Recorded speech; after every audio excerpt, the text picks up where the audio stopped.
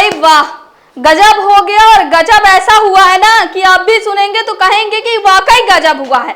और गजब करने वाला कोई कॉमेडियन नहीं है, कोई नेता नहीं है, बल्कि गजब करने वाले हैं सरकारी अधिकारी। न केवल सरकारी अधिकारी बल्कि वो अधिकारी हैं, वो साहब ने गजब किया है कि क्या कहा जाए। साहब बकायदे लाओ लश्कर के साथ चलते हैं, अकेले नहीं चलते, उनके साथ दलबल चलता है। अब जिन साहब की बात हो रही है, ये मेरे पीछे आपको स्क्रीन दिख रही होगी, इसमें बकायदे साहब बढ़िया हाथ उठाए हुए हैं और कह रहे हैं, फोन लिए हैं हाथों में और कह रहे हैं, कुछ ऑर्डर देते हुए नजर आ रहे हैं। ये तहसीलदार साहब हैं, त्योंथर के प्रभारी तहसीलदार साहब हैं ये साहब।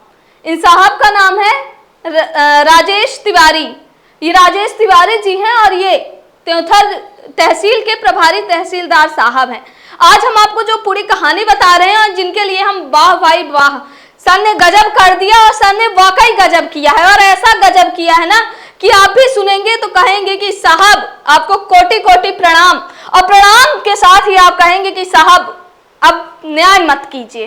क्योंकि आज जो हम आपको खबर बताने जा रहे हैं ना, उस खबर को जानने के बाद आप भी कहेंगे कि क्या ये है सरकारी अधिकारी, और क्या ये है सरकार का न्याय, और क्या ये है गरीबों के लिए न्याय। क्योंकि आज हम जो खबर बताने जा रहे हैं ना, वो कोई राजनीतिक खबर नहीं। आज हम आपको वो खबर बताने जा रहे हैं जिसमें एक गरीब के घर में बुलडोजर चलता है, लेकिन रसूखदारों के घरों में बुलडोजर नहीं चलता। गरीब के घर में लाओ लश्कर के साथ घर गिराया जाता है, लेकिन रसूखदारों के घर में बुलडोजर नहीं चलता। और गरीब बिलखता रहता है, लेकिन रसूखदारों के आगे प्रशासन का बुलडोजर भी थम जाता है। मैं बात कर रही हूँ चंद्रपुर। बता दूं कि रीवा से 70 से 80 किलोमीटर दूर एक गांव है चंद्रपुर। त्योंथर तहसील अंतर्गत एक गांव है चंद्रपुर। चंद्रपुर गांव में अतिक्रमण हटाने की कार्यवाही हुई। बिल्कुल अतिक्रमण हटाना भी चाहिए और बिल्कुल एक नियम है, और अतिक्रमण नहीं हटेगा तो आगे की जो चीजें हैं लोग ऐसे ही कब्जा करते रहेंगे। हम इसका कतई विरोध नहीं कर रहे हैं, लेकिन जो चंद्रपुर में जो कार्यवाही हुई ना, वो कार्यवाही अपने आप सवालों के घेरे में है। चाक घाट के कृषि उपज मंडी की उप मंडी है त्योंथर तहसील के चंद्रपुर में। चंद्रपुर में मंडी है और मंडी में अतिक्रमण किया गया है। अतिक्रमण को हटाने के लिए बाकायदे आदेश पारित हुआ, और वो आदेश पारित होने के बाद 12 लोगों के नाम चिन्हित किए गए। साहब पहुंचे, साहब का मतलब है तहसीलदार साहब राजेश तिवारी जी। राजेश तिवारी जी के साथ अन्य अधिकारी भी पहुंचते हैं और बाकायदे दलबल के साथ पहुंचा जाता है कि आज 12 लोगों के घरों को गिराया जाएगा। 12 लोगों का नाम था, लेकिन बुलडोजर, साहब का बुलडोजर और सरकारी बुलडोजर ऐसे चलता है कि केवल और केवल 2 घरों में चलता है, और तीसरे और जो अन्य घर है ना, उन तक पहुंचते पहुंचते बुलडोजर रुक जाता है। और बुलडोजर रुकने के बाद वो पहिया वहीं थम जाता है, वो बुलडोजर का पहिया दोबारा नहीं चलता है। यानी 2 लोगों के ऊपर कार्यवाही हुई, 2 गरीबों के ऊपर कार्यवाही हुई, लेकिन शेष जो 10 लोग थे ना, उनके ऊपर कोई कार्यवाही नहीं हुई। जो रसूखदार थे उनके ऊपर कोई कार्यवाही नहीं थी। ऐसा लगता है कि जैसे 2 ही लोग इतने बड़े अतिक्रमणकारी रहे हो कि उनको हटाना बहुत जरूरी था, इसीलिए साहब पहुंचे और केवल 2 घरों में बुलडोजर चला दिया गया। बुलडोजर चलाने के बाद अब साहब से जब प्रश्न पूछा गया, एक पत्रकार की जिम्मेदारी होती है कि आखिर ऐसा क्यों हुआ साहब। गरीब परिवार के जो लोग थे उन्होंने संपर्क किया हमसे कि साहब हमारे घर में बुलडोजर चल गया, 10 लोगों के ऊपर नहीं चढ़ा। हमारे मन में भी प्रश्न उठा कि आखिर ऐसा क्यों हुआ। कहीं ना कहीं आशा थी कि हो सकता है कुछ कारण रहे हो। हमारे सीनियर रिपोर्टर के द्वारा साहब को कॉल किया गया। बाकायदे साहब ने कॉल जरूर उठाया, और कॉल उठाने के बाद साहब का जो उत्तर था ना, तो भाई क्या कहा जाए, क्या गजब का उत्तर था, आप सब भी सुनिए। सीनियर रिपोर्टर हूँ नेशन टीवी में। बताइए। ये आपने 8 तारीख को चंद्रपुर में अतिक्रमण हटाया था, तो आपने उसमें 12 नाम थे, लेकिन 12 में से सिर्फ 2 के घरों पर आपने बुलडोजर चलाया, 10 को छोड़ दिया आपने। सब चिन्हित, सब हटेंगे वो। तो उस दिन क्यों नहीं हटा? आपने आदेश जारी किया था। उस दिन वो मंडी वाले जिससे बताए उससे हट गए हैं। नहीं, आपने 10-12 का नाम है और हटे 2 के। सभी हटेंगे, सभी नहीं हटेंगे। हटेंगे तो सभी, लेकिन कब हटेंगे? आपने पहले यदि 12 का आदेश जारी किया तो 2 का क्यों हटाया, 10 का क्यों नहीं हटाया? क्यों हटाया क्यों नहीं हटाया ये आप थोड़ी बताएंगे हम आपको। नहीं तो मैं क्यों नहीं मैं आपसे तो सुना आपने कि किस प्रकार साहब कह रहे हैं कि बुलडोजर चलेगा, कब चलेगा साहब नहीं बता रहे हैं। साहब हमारे रिपोर्टर से पता है क्या कहते हैं, आपको क्यों बताऊं साहब, आप किसको बताएंगे, बता दीजिए। आप पत्रकार को नहीं बताएंगे आप तो किसको बताएंगे आप, क्योंकि जवाब लेना हमारा काम है। हो सकता है हम आपका जवाब ना लेते ना तो आप यह भी कहते कि बिना जाने समझे आपने खबर चला दी, तो हमारा भी ये दायित्व था कि हम आपका पक्ष जाने, एक पक्ष को हम लेकर नहीं चलते, हम आपका भी पक्ष जाने कि हो सकता है कुछ कागजी कार्यवाही हो। लेकिन साहब बताने की बजाय कहते हैं कि हम किसको बताएं। तो साहब आप ही बता दीजिए कि आप बताएंगे किसको। आप राजतंत्र में नहीं है, आप लोकतंत्र में हैं और आप लोक सेवक हैं और आपका काम है उत्तर देना, आपका जवाबदेही है उत्तर देना। खैर यह तो साहब की मेहरबानी हुई कि साहब फोन काट दिए, उत्तर तो देना दूर की बात रही, साहब फोन कट कर दिए। अब आगे बढ़ते हैं, आपको पूरा मामला विस्तार से बताते हैं। अब चलते हैं आपको शुरुआत में लेकर। दरअसल आपको बता दें कि 30/7/2026 को एक पत्र जारी होता है, यानी 30 जुलाई 2026 को एक पत्र जारी होता है। पत्र कहां से जारी होता है? कृषि उपज मंडी समिति चाकघाट से एक पत्र जारी होता है और इसमें विषय क्या लिखा हुआ है? मंडी अधिनियम 1972 की धारा 22 के अंतर्गत अतिक्रमण हटाए जाने बाबत, यानी कि मंडी अधिनियम जो 1972 है उसकी धारा 22 के तहत अतिक्रमण हटाए जाने के लिए पूरा ये कह सकते हैं आदेश है या आवेदन है, कह सकते हैं। ठीक है, इसमें बाकायदे लिखा हुआ है और सारी चीजें हैं। और यहाँ पे आप देखेंगे, यहाँ पे अनुविभागीय अधिकारी यानी एसडीएम साहब की साइन और मोहर है, तहसीलदार साहब राजेश तिवारी जी की भी सील है, साइन है और साथ ही मंडी प्रबंधन के भी सील साइन है। बाकायदे यहाँ पे लिखा हुआ है कि मंडी अधिनियम 1972 की धारा 22 का पालन करते हुए अब जो उप मंडी चंद्रपुर से जो है तो अतिक्रमण हटाना है। अतिक्रमण हटाने के लिए ये जो पूरी चीजें होती हैं, इसके बाद क्या किया जाता है कि जो अतिक्रमण करता है, जिन्होंने अतिक्रमण किया है, उनके नाम चिन्हित किए जाते हैं। यहाँ तक तो चलो सब चीज ठीक है। फिर अब आपको बताते हैं कि किन 12 लोगों के ऊपर, किन 12 लोगों को जो है तो पूरा जो है तो चिन्हित किया गया कि किन 12 लोगों ने पूरा जो है तो कब्जा किया हुआ है। इनमें देखेंगे आपके तहसीलदार साहब द्वारा लिखा गया है, कृषि उपज मंडी समिति चाकघाट के द्वारा तहसीलदार साहब को बताया गया है कि किन 12 लोगों के नाम हैं। नाम है चंद्रिका प्रसाद तिवारी, बिहारी लाल तिवारी पिता का नाम, शैलेंद्र तिवारी, शिव शरण तिवारी, मनोज कुमार दुबे पिता है पारसनाथ दुबे, पारसनाथ दुबे श्री दूज बिहारी। ठीक है, ये 4 लोग हुए। अब 8 जो लोग हैं, राजनारायण केशरवानी, सुशीला गुप्ता, पवन कोरी, विनोद कुमार द्विवेदी, रावेंद्र ओझा, पवन कहार, कृष्णावती, रमाकांत तिवारी, ये 12 लोगों के नाम चिन्हित किए गए, यानी ये 12 लोगों द्वारा अतिक्रमण किया गया है। बाकायदे ये कृषि उपज मंडी समिति चाकघाट के द्वारा ये अतिक्रमणकारी चिन्हित किए गए, अतिक्रमणकारी चिन्हित किए गए, सब चीजें हुई। बाकायदे साहब भी पहुंचते हैं जो अतिक्रमणकारी हैं उनसे खाली कराने के लिए। साहब लौ लश्कर के साथ पहुंचते हैं और पहुंचने के बाद साहब कार्यवाही शुरू करते हैं।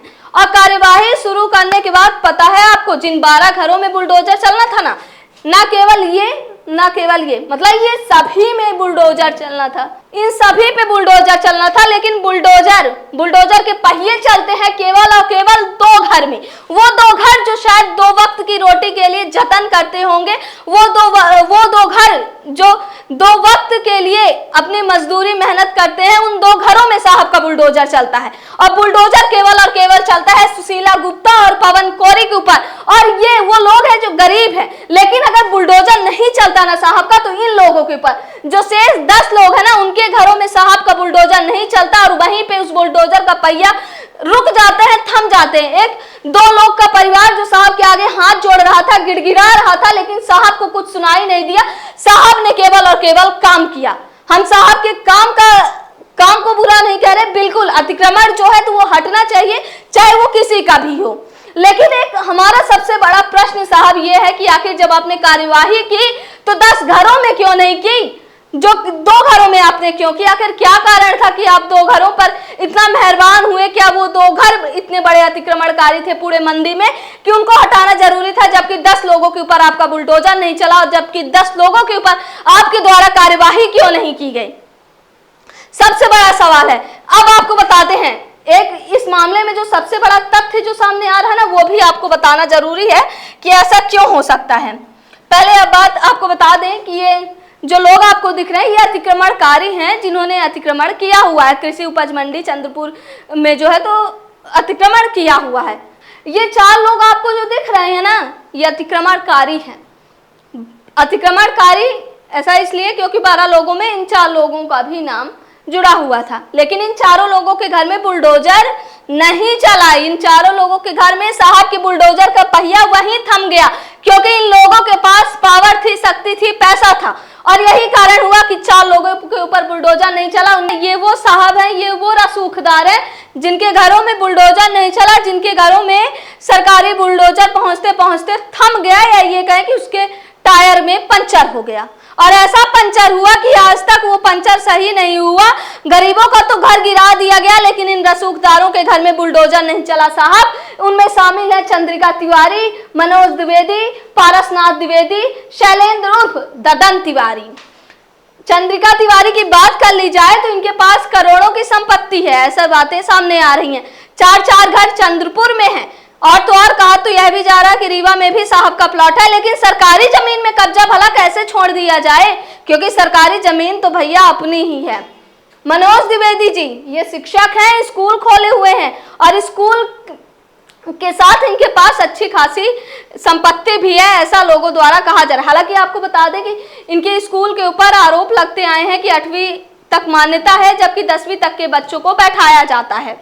हालांकि यह हमारे आरोप नहीं है, जांच के बाद ही स्थिति क्लियर हो पाएगी कि आखिर क्या कुछ है, और क्या वाकई में अगर कुछ है ऐसा तो कहीं ना कहीं इनके स्कूल के ऊपर भी एक खतरा मंडरा सकता है। क्योंकि अगर आपने मान्यता 8वीं तक की ली है तो 10वीं तक के बच्चों को बैठाने की आपको इजाजत किसने दी? तीसरा नाम है पारसनाथ द्विवेदी। ये पारसनाथ द्विवेदी जो है तो मनोज द्विवेदी के पिताजी हैं, और ये है शैलेंद्र उर्फ ददन तिवारी। ये वो चेहरे हैं जिनके पास राजनीतिक रसूख भी अच्छा है, संपत्ति तो है ही, लेकिन साहब की राजनीति में भी पकड़ अच्छी खासी है। और यही कारण है कि अब ये देखिए, ये है त्योथर से विधायक सिद्धार्थ तिवारी जी, और ये है ददन तिवारी जी। ददन जी जो है तो सिद्धार्थ तिवारी के बेहद करीबी माने जाते हैं, और आप देखेंगे कि किस प्रकार दोनों के बीच प्रेम झलक रहा है फोटो में। और ये प्रेम कहीं ना कहीं उन गरीबों के ऊपर जो ये कहे कि तहसीलदार साहब जो है तो कहीं ना कहीं इस प्रेम के कारण जो है तो इनके घर तक तहसीलदार साहब का बुलडोजर नहीं चला। बुलडोजर नहीं चलने के कारण इनका घर आज भी सुरक्षित है। लेकिन अगर कुछ नहीं सुरक्षित था ना, उन गरीबों के आशियाने नहीं सुरक्षित थे, उन गरीबों के घर में जो छत थी ना वो छत छीन ली गई। लेकिन कुछ नहीं साहब, आप अपना काम करिए, क्योंकि आप तो साहब केवल और केवल गरीबों के घर में बुलडोजर चलाना जानते हैं। और कहीं ना कहीं आपने वही काम किया कि 2 लोगों के ऊपर कार्यवाही हुई, लेकिन अन्य लोगों के ऊपर कार्यवाही नहीं हुई। आपको बता दें कि आज लगभग 5 से 6 दिन बीत गए, लेकिन इस पर अभी तक जो है तो किसी जिम्मेदार व्यक्ति ने जवाब नहीं दिया। तहसीलदार साहब तो फोन काट देते हैं कि क्यों 10 लोगों के ऊपर कार्यवाही नहीं हुई।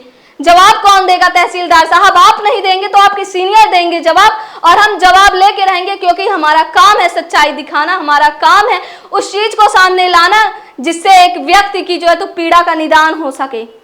एक व्यक्ति जब अपने घर में रहता है ना तो बहुत अरमानों के साथ रहता है। और हम ये भी नहीं कह रहे कि सरकारी कार्य में बाधा होनी चाहिए, सरकारी कार्य में बाधा नहीं होनी चाहिए, बाकायदे अतिक्रमण हटाया जाना चाहिए। लेकिन आज नेशन टीवी केवल और केवल एक सवाल कर रहा है तहसीलदार साहब राजेश तिवारी जी आज से, कि आपने केवल और केवल 2 घरों में क्यों बुलडोजर चलाया? इतने दिन बीत गए, क्या तब भी आपके पास कोई रीजन नहीं सामने आया कि आप उन घरों में बुलडोजर चला सके? बाकायदे अतिक्रमणकारी चिन्हित हुए थे वो लोग, आखिर किसकी मेहरबानी आप पर है? और किन लोगों के कहने पर आप जो है तो 2 लोगों के घरों में बुलडोजर चलाते हैं, 10 लोगों के ऊपर आपकी मेहरबानी हो जाती है। हालांकि बता दें आपको कि तहसीलदार साहब का कोई उत्तर सामने नहीं आया है।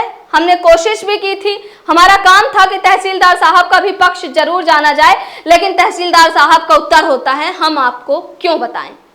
साहब आप किसको बताएंगे, बता दीजिए, क्योंकि आप राजतंत्र में नहीं है, आप लोकतंत्र में हैं और आप लोक सेवक हैं, आपको जनता को जवाब देना होगा।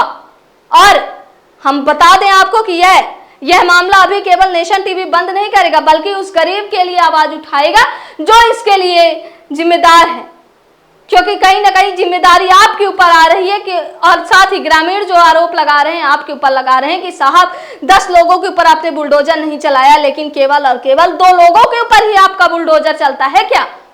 कई दिन बीत गए हैं।